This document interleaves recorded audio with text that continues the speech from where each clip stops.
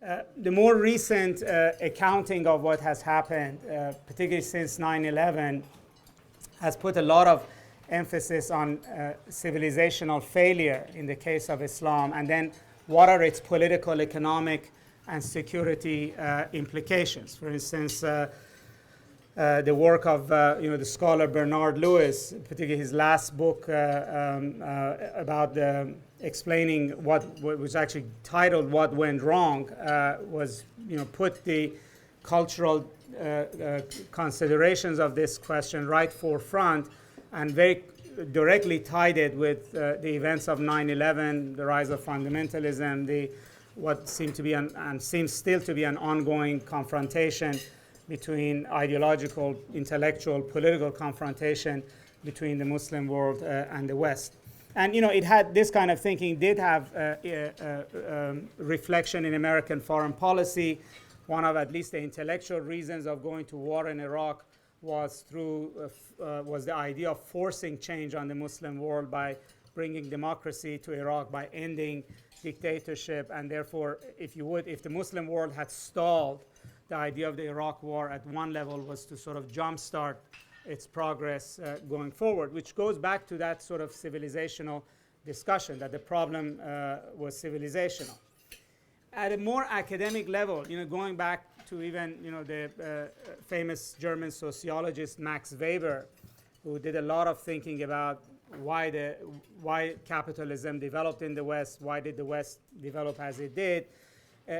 Islamic civilization almost became a foil or a straw man against which you can understand the rise of the West. And one of the attractions of it is that Confucian religions and civilizations are too far apart from the West. Thinking in terms of the structure of the religion, Hinduism is a breed apart.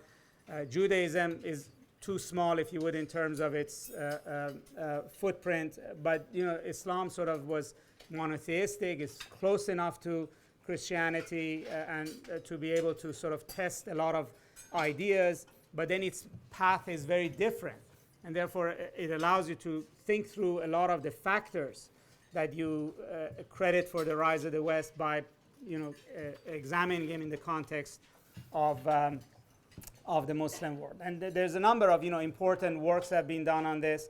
I don't know if you've heard recently, presidential candidate Mitt Romney has drawn parallels just yesterday between Palestinians and Israel. Before he did it between Egypt and Israel. And he said basically culture accounts for economic divergence. He's really channeling the Harvard historian David Landis, whom he had read and was very impressed with. And Landis does actually approach this sort of as explaining the rise of the West at the same time as he explains why the Islam did not rise. And he obviously gives a lot of play to culture, but the argument is there, and again, at least in Romney's thinking, it has valid policy implications we can explore. Now, let me, put on the table sort of what are some, ideas and themes out there that, in ways of question even, that we can think through and discuss. One of the most interesting and important things, particularly in the thinking of the Muslims themselves, is how quickly and how decisively Islam grew early on in its history. That's probably the most important distinction between history of Islam and that of Judaism and Christianity. It's not early Islamic history is not a history of persecution, is not a history of catacombs. Islam was successful spectacularly very early within its history. So within the lifetime of Prophet Muhammad, it had already established itself on the Arabian Peninsula. Within a generation after his death, it had defeated major empires of its time, the Persian Empire, the Egyptian Empire, the Byzantine Empire, and then spread through North Africa, way into Europe, until it was stopped at the Battle of Poitiers, which by some accounts is the most decisive battle in world history, where the outcome was not known until the last hour of the battle. And the sociologist Ernest Gellner says, had the battle gone the other way, Christianity would have ended up being an exotic religion of North European tribesmen. But in the Muslim mind, essentially, that's really the key, most important factor. because it very clearly associated faith with power. It made worldly power and worldly victory a measure of the worth of the faith and a measure of the favor of God.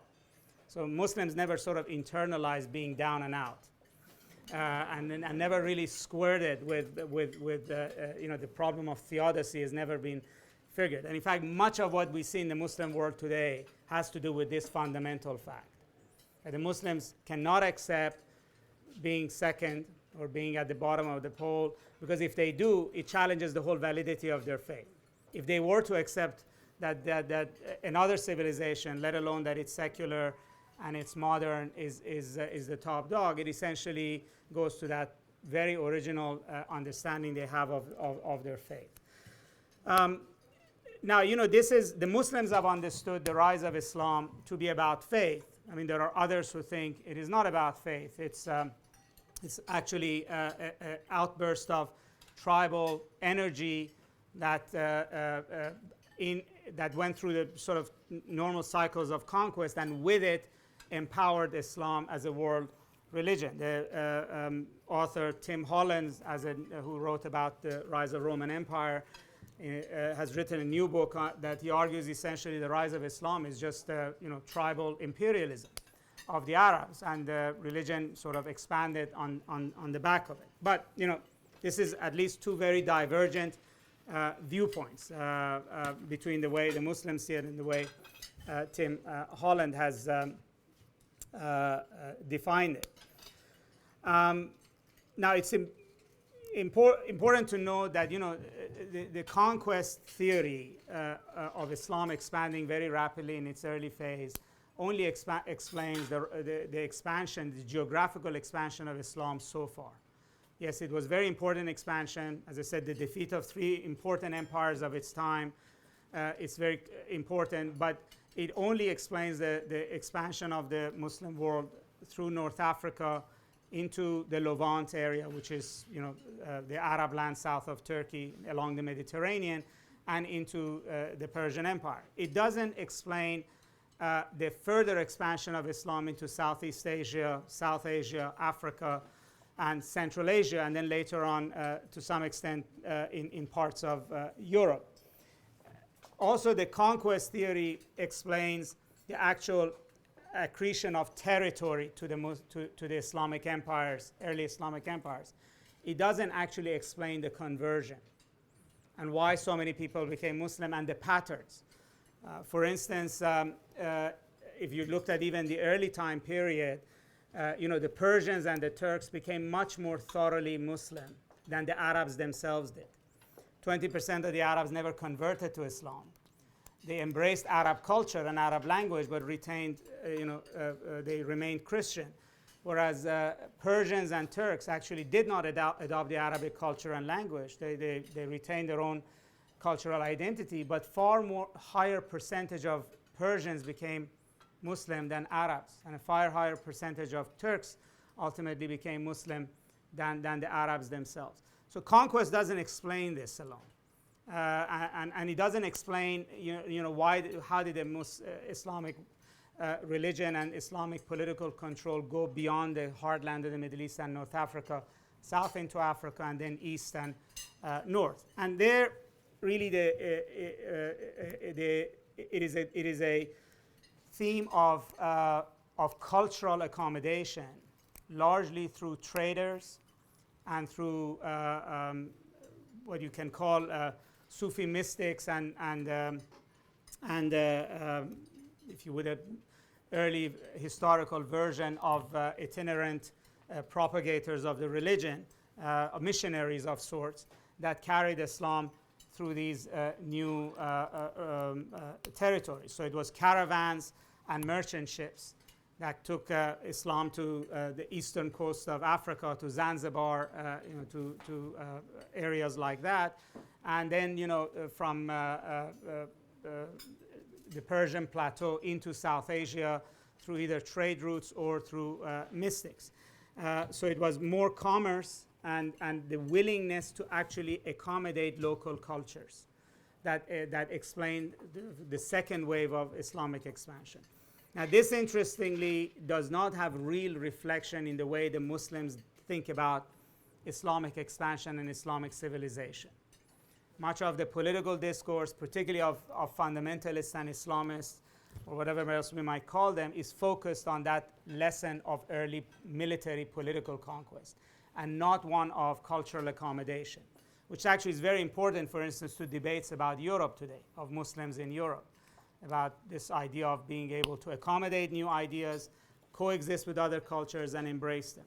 So when we think about, for instance, when Islam went to Indonesia, and until very recent years, it was very clearly visible that you have very Orthodox Muslims, and then you have Muslims who have a practice that is mix of Javanese culture and Islam, and then you have Muslims who are basically practicing shamanism or Javanese religion rites, but who are Muslim in name. And Islam went into Africa the same way, it went into Central Asia the same way, and it went to India, areas that are India and Pakistan the same way.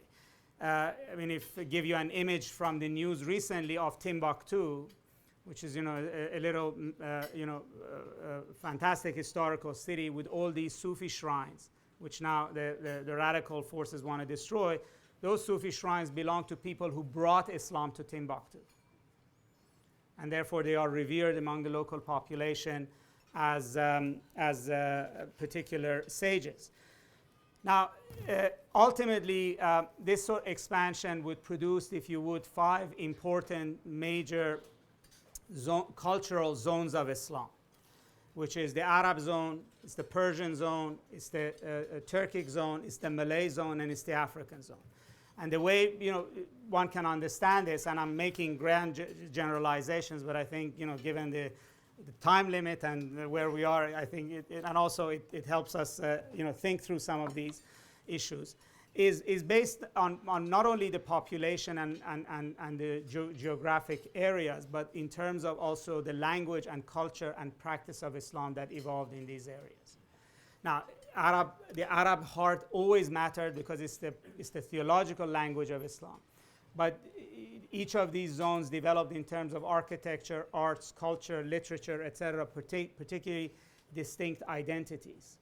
And one of the major battles today in the Muslim world is really a tug of war about how much this local identity can survive and how much there is a push for a sort of an Arab-defined domination of this. It is happening at the level of religious discussion, where the argument being that theology has to be decided either in Mecca and Medina or in Cairo. It is happening at the level of common popular practice of Islam, as to even the dress of women is now being defined very much by the way it's understood and implemented in the Arab world. And therefore, the way women in India, Muslim women in India or Africa dressed is now seen as to have been heterodox and un-Islamic, which didn't used to be the case. And a lot of it also has to do with something very simple, which is called oil money. I mean, the Saudi petropower probably is the most disturbing, disruptive force in this sort of cultural balance that exists. And I have to add, also America and the West's Arab-centric view of the Muslim world has not been helping. I never understood why President Obama had to give his first address to the Muslim world in Cairo. That in itself sort of enshrines that central idea.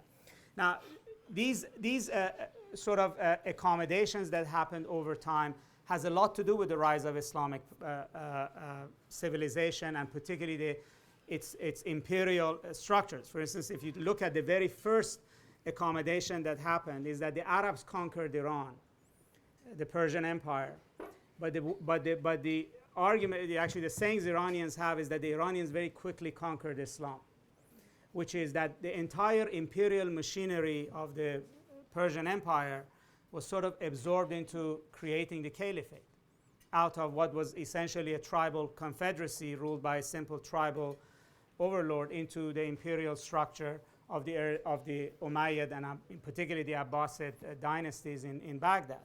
And for instance, the entire tradition of Islamic philosophy, which was impressed with Greek peripatetic philosophy, came into Islam, into the Muslim world through Iranians, as did medicine and many other artistic, architectural factors.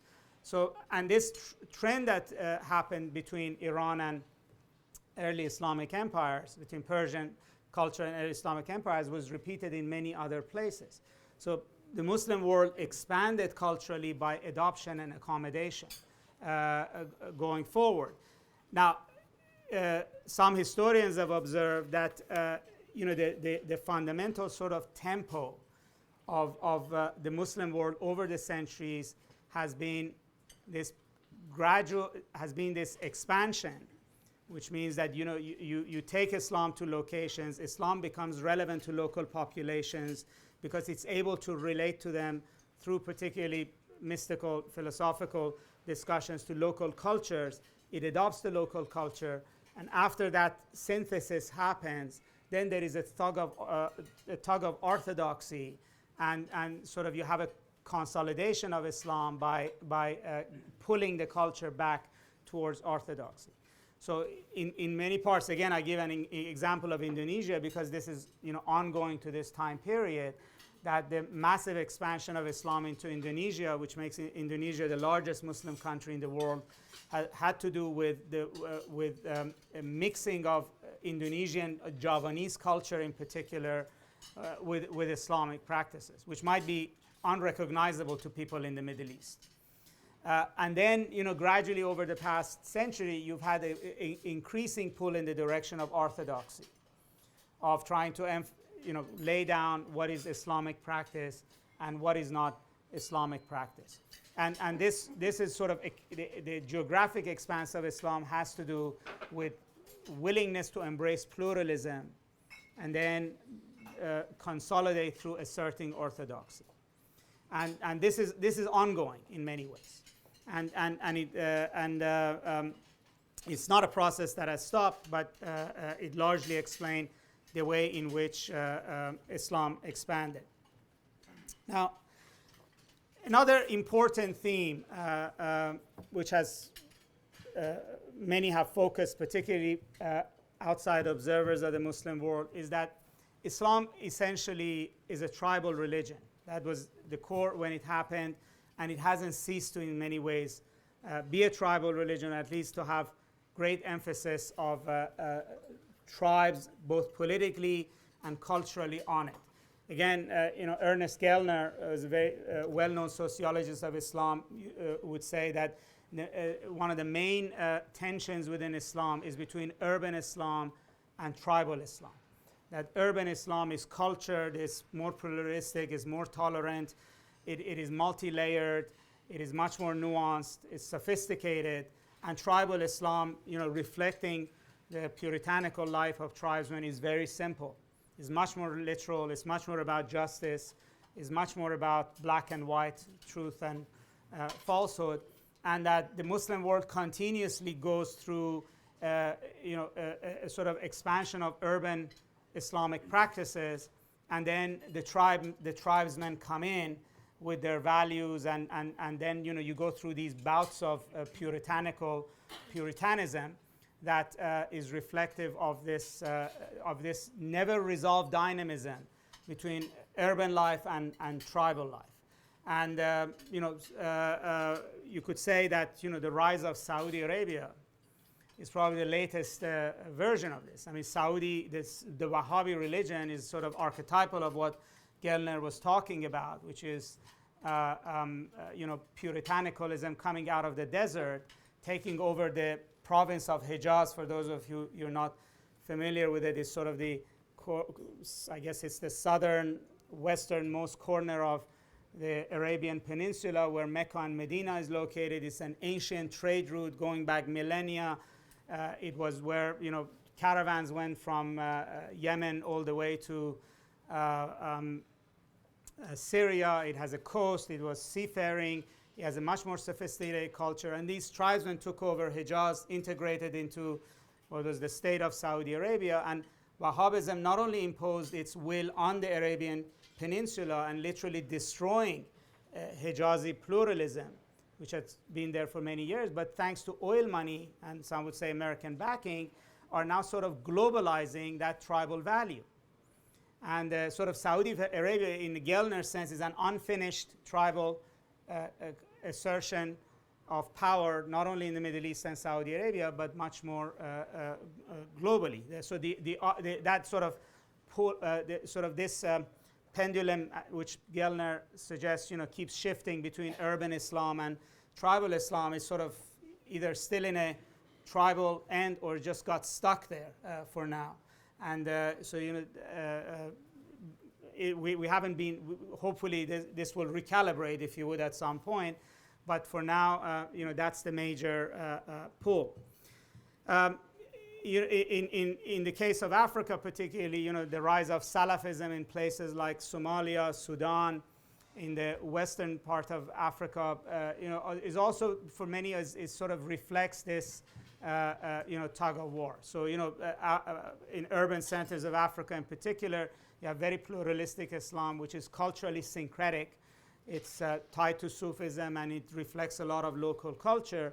And in the past 2-3 decades, you're having sort of this pressure for consolidation of orthodoxy, but in particular a very puritanical version of it, which is sort of on the upswing, actually, in the form of this global Salafism that we have been seeing. Now, none of these explanations captures every part of the Muslim world. If you would, it's just too diverse and too big to be able to put it all in one box. And in fact, it's not a good thing necessarily to do that, because that's largely the way the fundamentalists see the picture, which is, there's only one picture. But, these are useful ways of thinking about the issue, sort of at a higher level of sort of conceptualizing what might be more, meta-level dynamics that is going forward. And then, for those who are interested in comparing what is happening in Islamic civilization with other civilizations, can think through some of these issues. Now, the tribal argument also has to do with the rise of political power in the Muslim world. The rise of political structures in the Muslim world have been largely associated with tribal dynamism.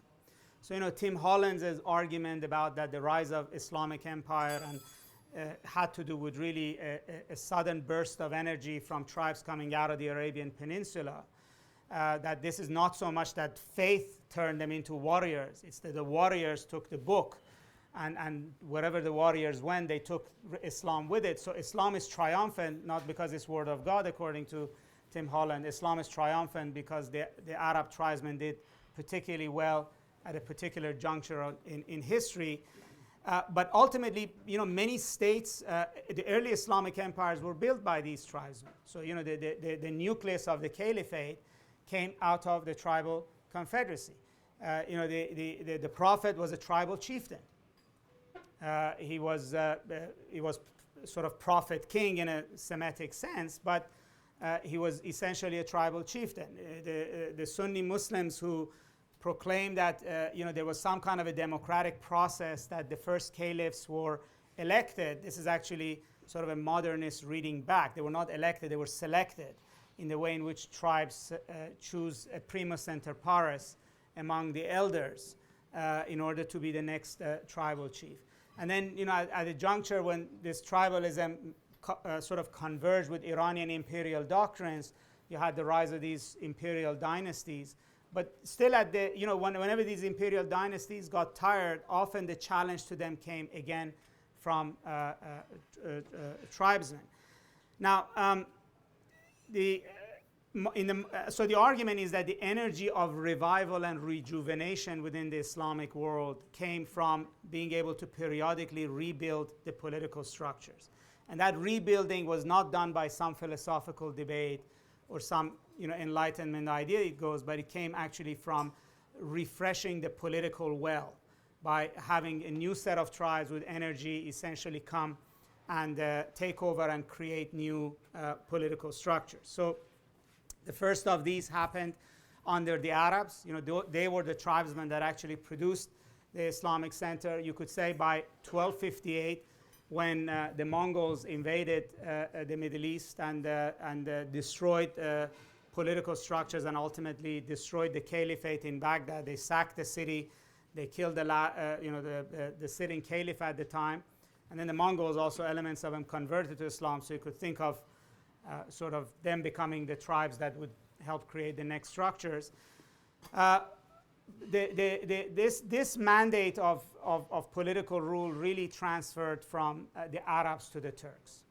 The Turks began converting to Islam somewhere around the year 1000. So there's a massive migration of Turkic tribes southwards from the steppes to where today is Central Asia. They were gradually came into contact with Islam. They began to convert. They were increasingly absorbed into the imperial army in Baghdad as mercenary soldiers, and then they essentially became the military of the caliphate. And as happens with powerful militaries, they devour their political overlords. And after the Mongols virtually destroyed the caliphate, essentially the Islamic world became a Turkish political domain. So three major empires emerged. All are Turkic.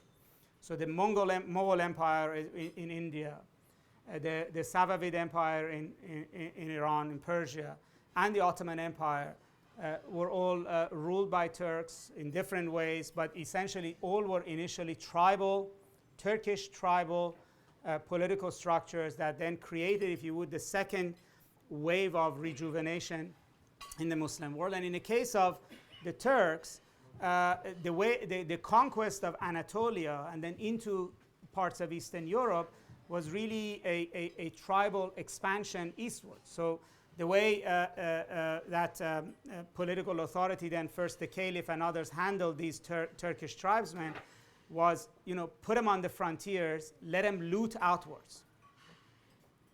And the Turkish tribesmen kept conquering Anatolia.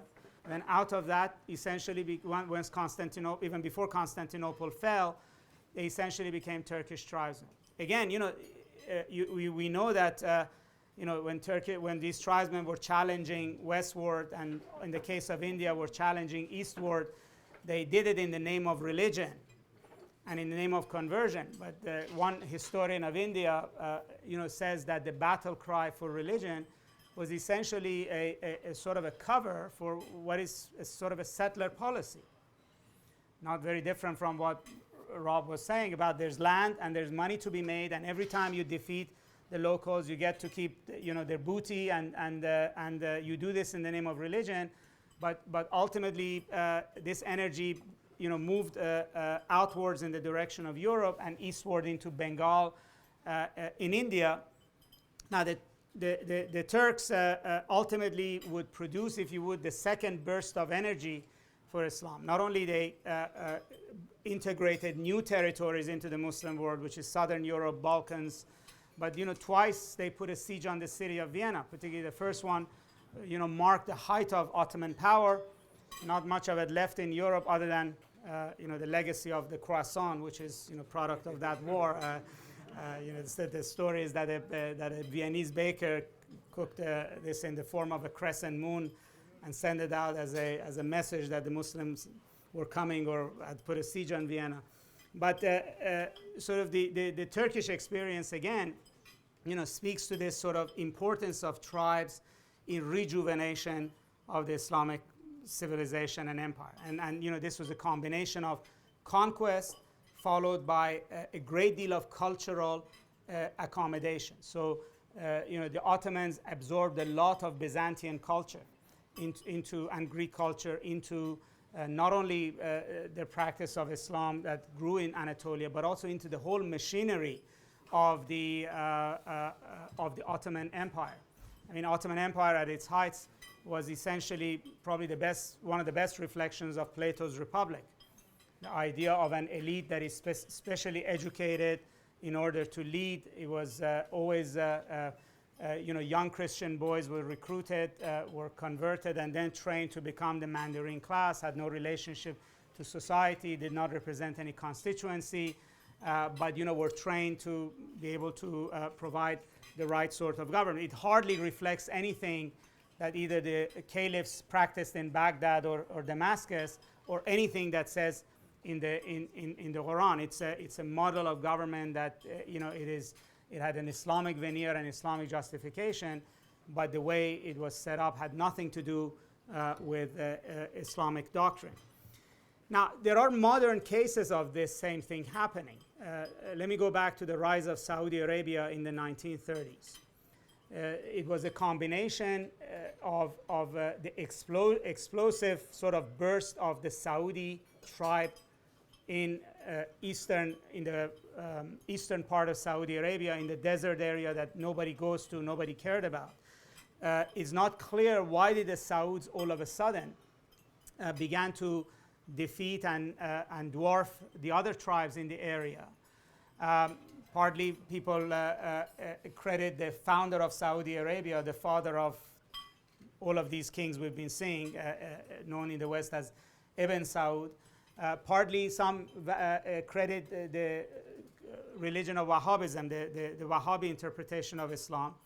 But the dynamic of why the tribe was able to muster power and then begin to explode outwards, conquer its neighborhood, and then conquer the whole peninsula, was the same dynamic. Now, Wahhabism was the word. The Sauds provided the sword. The sword and the word made the combination for creating what has become Saudi Arabia. And even today, it's not very clear which is the how this relationship, this marriage works. I mean, clearly the dominant partner is seen to be the Saudi monarchy, the House of the Saud, but the House of the Saudi cannot function without the Wahhabis, and that's why I think arguing to the Saudis that they need to reform themselves. It's not about just reforming your religion. It means renegotiating the entire social contract or the entire political contract that created the kingdom. But what's important is that the Saudi burst could have continued. It could have gone like the Ottoman one for so far as until it ran out of gas and it would have stopped. It could have been a rejuvenative force in the Muslim world had it not been for the British. The British were perfectly fine with Ibn Saud taking over the Arabian Peninsula. They didn't know it had oil yet. American oil companies would find that out in a little bit of time. So they didn't mind it. It's just, let them take it. But the line was very clear. They could not cross into Iraq. And they did a few bursts, but they were pushed back by the British. That was British territory. They ran against the West. So you could say that fundamental Islamic tribal dynamic was disrupted by European colonialism. So the understood argument with Ibn Saud was that the British would recognize him as the ruler of Saudi Arabia. The Americans, when they went in with oil money, based it on the concept of a nation state. And Saudi Arabia had to accept territorial boundaries of a nation state and not have larger claims to Iraq or Syria or however far it could go. And therefore, sort of this was interrupted. The second case, which is interesting and sometimes is counterintuitive, is the case of the Taliban. Again, the Taliban, whatever Pakistani machinations, all of that we put aside, if you looked at it in a sort of a pure example, is again the rise of a powerful Pashtun tribal army capable of conquest, armed with, again, a very puritanical ideology, although unlike Wahhabism, it doesn't have a name and it doesn't have clear boundaries. But it clearly, the way the Taliban practice Islam is doesn't have historical precedence in Afghanistan, and ultimately reflects more sort of the Saudi view of the Wahhabi view than it does the traditional Afghan religion. And the Taliban were a successful force, were pushing northwards. They're still a dynamic force. Still, if you look at Afghanistan, clearly the President Karzai is not really the force dynamic military political force there. I mean, still on the ground, the most dynamic political force is the Taliban. Now, if the Al-Qaeda issue, the war with the United States, those are all legitimate issues. But if you put those issues aside, just in terms of the raw dynamic we're seeing, is that the Taliban presented a sort of a new force there. They were pushing to conquer Afghanistan when 9/11 happened. And then, the question was that how much more potential they would have had going further into Central Asia and back into Pakistan. Again, what disrupted the rhythm ultimately is a force that is outside of Islamic civilization or the Islamic zone, which is the United States. So it's the US military that stopped their process, kicked them out of Afghanistan, and right now it's only the US military, for so long as it's willing to stay in Afghanistan, that is standing in their way. So, in many ways, you could say the dynamic is still there of the way in which the Islamic world has rejuvenated itself, politically speaking. But the reality of the presence of the West is disrupting that rhythm. One political scientist, Ian Lustig, who teaches at University of Pennsylvania, once asked, bigger question: why isn't there a great Middle Eastern state?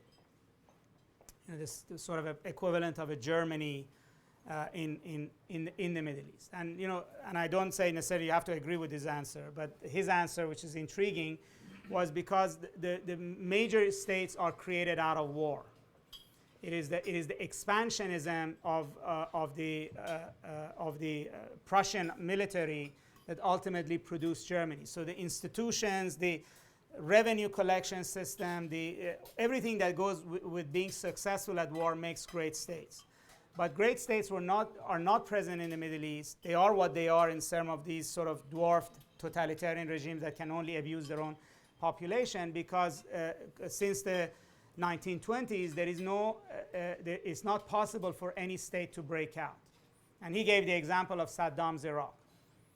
That again, this was the sufficient military energy that it was going to be expanding into Kuwait and Saudi Arabia, etc. But that model of state formation is no longer viable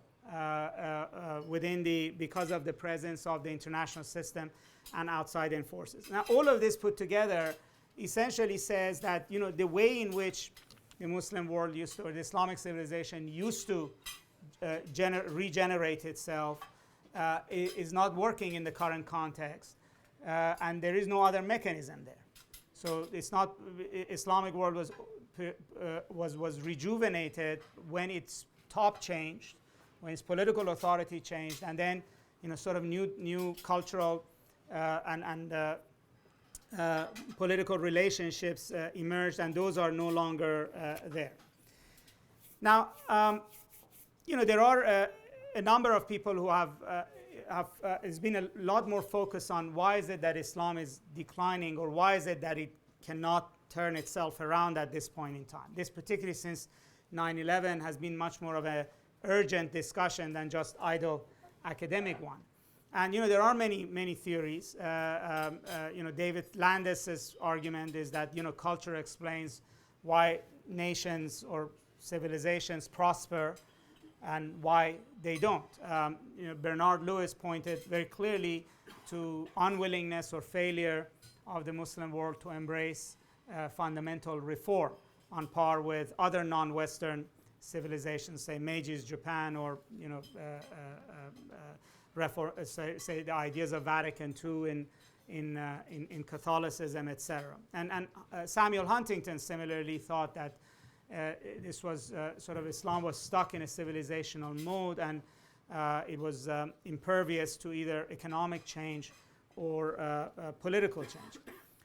Some have pointed to much more specific things. For instance, Timur Kuran has written that the problem in Islam lies with its law and how law shapes economics, because of the way inheritance tax works. It doesn't favor creation of corporations. You don't have corporations, you don't have accumulation of wealth and investment, and therefore at a critical juncture the Islamic world began to fall behind, or either it fell behind or it just wasn't going forward as fast as the West was going, and largely that had to do with economic structure. The Muslims don't see it this way, as you might guess. And actually, the forefront of this debate today are actually the fundamentalists. I mean, we see them largely through their political arguments and anti-Americanism and movements that they support in the political arena. But at a higher level, they see themselves as really an answer to this debate. So they argue that the Muslim world fell behind because it lost that original formula of the first century of Islam, that that power is tied to faith, to true faith, and Muslims have accommodated too much over time, lost what true faith is, and they have to not only rediscover true faith, and that's why they mean by reform, but also that that they have to tie it back to politics. So at the beginning, in their view, Islam rose when it was tied to politics. If it's going to rise again if you tie it back to politics. Now, for them, the key issue is not empowerment. The key issue is empowerment, not prosperity. I mean, that's why the debate in the Muslim world is not focused, interestingly, on why the Chinese are growing and we're not, or why the Latin Americans. It just doesn't resonate there by and large as a large public debate. But empowerment does. And Muslims are constantly looking for political solution, intellectual ideas, religious ideas that addresses the empowerment issue. And that's, as I said, because they haven't resolved or haven't accepted the verdict of history yet, which is that transition happened. Now, just a few questions that one might put on the table, as broad questions. One is that what happened to the accommodation impulse within Islam? I mean, if this was a very prevalent theme through much of its Islamic history and very important to its civilizational rise, what has happened to that tempo? And at a policy level, I think for Europe, that's a very key question. Because ultimately, whether you go with a mosaic model or with any other model, pluralism model, you're ultimately talking about the Muslim populations in Europe be willing to accept some kind of accommodation with where they live. Now, an interesting question to ask is, now when we think about the decline of Islamic civilization, is to think whether we're at the end of a cycle and that there is another cycle here. It always reminds me of when Henry Kissinger asked Chu Enlai in China, what does he think about the French Revolution? Chu Enlai said it's too early to tell. So whether or not we're just in a phase, and that might take 20 years, it might 30 years, it may take longer, or whether we're really at the end for the Islamic civilization and the tempos and the back and forths and the dynamics that has governed its historical development up to this point no longer hold. Now, and the other important question is whether by and large the U.S. is or the West is in major ways disrupting that cycle, and there are unintended consequences to it that we are confronting. Now, there is a change in context. To our first lecture this morning, context does matter, and that is the rise of emerging markets has been a disruptive force in many levels in our time, and it's likely to continue to be a disruptive force at multiple levels, not just economics, but politics, cultural, etc. And its impact on the Muslim world is still to be determined. And there are parts of the Muslim world that are engaged in the emerging markets issue, and that might create a very different dynamic. And that's a topic of next discussion. Thank you.